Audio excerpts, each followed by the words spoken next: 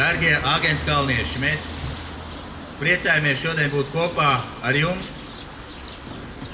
Mēs esam draudze Kristus uzvara un mēs esam šeit atnākuši, lai pagodinātu un slavētu un pielūgtu Kungu un Dievu Jēzu Kristu.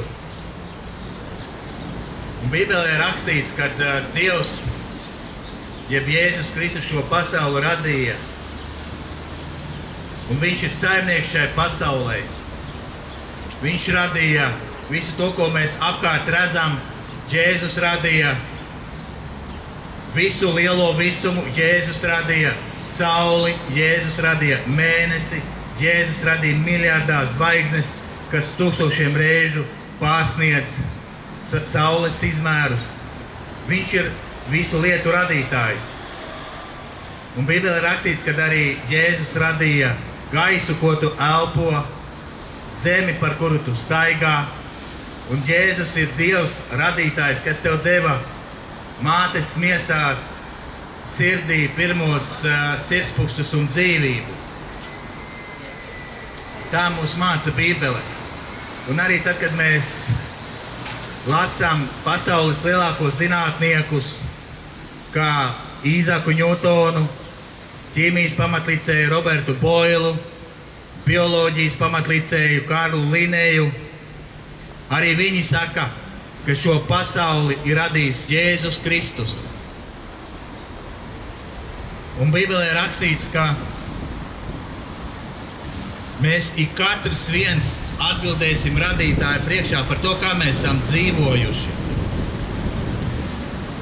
Un tava iespēja, un tev ir iespēja zināt, kā pareizi dzīvot virs šīs zemes. Un tas ir Dieva vārds, tā ir Bībele, ko Dievs mums ir atstājis. Tā ir instrukcija, tā ir rokas grāmata mums ikvienam, kā dzīvot. Un paldies Dievam! Paldies Dievam par Dieva vārdu, paldies Dievam par Bībeli. Paldies mācītājam Ernestam Glikam, kurš pirms vairāk kā 500 gadiem pārtulkoja Bībeli latviešu valodā. Un ka mēs tagad latviešu tauta varam lasīt Dieva vārdu Bībeli mūsu dzimtajā, mīļajā, skaistajā latviešu valodā. Un lasot Bībeli, lasot Dieva vārdu, ļoti daudzi latviešu tautas patriotiskākie un gudrākie un skaistākie cilvēki, viņi noticēja evaņģēlijam un viņi atdeva savu dzīvi Jēzum Kristum. Tāds bija mūsu ciltstēvs Turaidas pils saimnieks Kaupo, kurš piedzīvoja tikšanos ar Jēzu Kristu un tika dziedināts un atdeva viņam savu dzīvi un turpināja aizstāvēt Latviju no ienaidniekiem.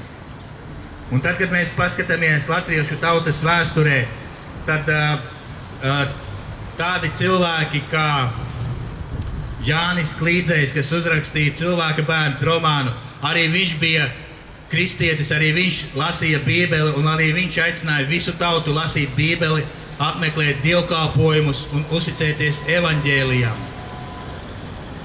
Jēzum Kristum ticēja un savu dzīvi atdeva mūsu latviešu rakstnieks Apsīšu Jēkabs, kurš savos darbos aicināja latviešu tautu uzticēties Jēzum un dzīvot kristīgu un morālu dzīvi, kā tas rakstīts rakstos.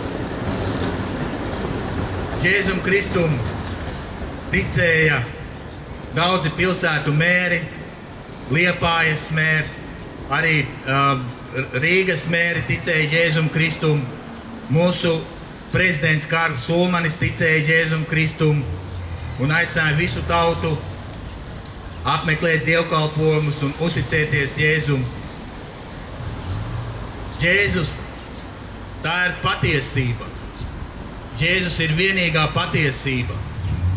Viss, ko Jēzus mācīja, par pasaules radīšanu, viss, ko Jēzus mācīja par cilvēka vērtību, viss, ko Jēzus mācīja par to, kā mums ir jāizturās vienam pret otru, tā ir absolūta patiesība.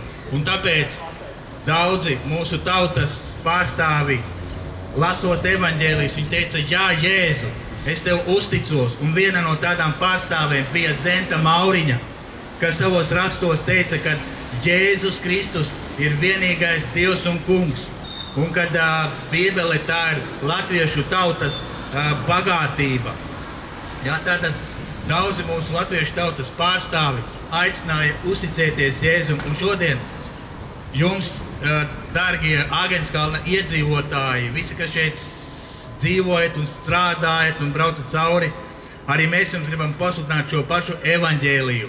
Lasiet Bībeli, uzticaties Bībeles saturam, iepazīstaties ar šīs grāmatas autoru, kas ir Jēzus Kristus, un jūs piedzīvosiet savā dzīvē patiesību. Un iepazīšanās ar Jēzu, viņa atnesīs jūsu dzīvē arī to, kad jūs tiksiet atbrīvoti no daudziem grēkiem, no lāstiem.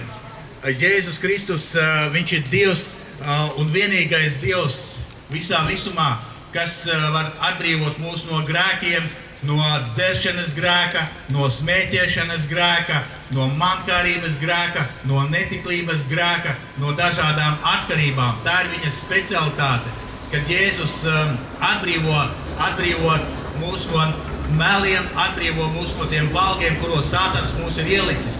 Un tāpēc, dārgie Āgenskalnieši, nākiet pie Jēzus Kristus, apmeklējiet dievkalpojumus, lasiet Dieva vārdu, Bībeli, meklējiet Dieva vaigu, kamēr viņš vēl ir atrodams, jo tā ir jūsu iespēja piedzīvot patiesību.